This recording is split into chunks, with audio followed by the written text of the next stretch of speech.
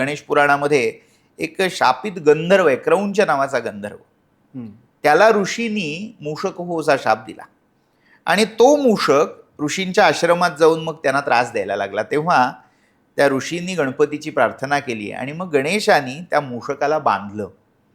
तेव्हा मग तो मूषक जो शापित गंधर्व होता तो गजाननाला शरण गेला, म्हणाला आता माझ्यावर ही कृपा कर की कायम तुझं सान्निध्य मला लाभू दे, ह्याच रूपात मी तुझं वाहन होईल.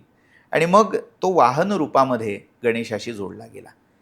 आता हीच गोष्ट गणेश पुराणात अजून थोड्या मोठ्या प्रतलावर पाहिली तर गणपतीचं केवळ मूषकच वाहन आहे का, तर नाही. गणपतीची अनेक वाहनं युगपरत्वे बदलत गेलेली. अच्छा.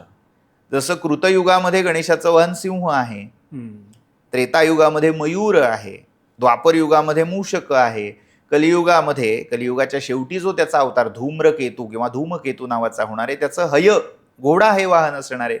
युगपरत्वे जसे विष्णूंचे शिवांचे अवतार होतात तसे गणेशाचे अवतार तिथे सांगितलेले आहेत.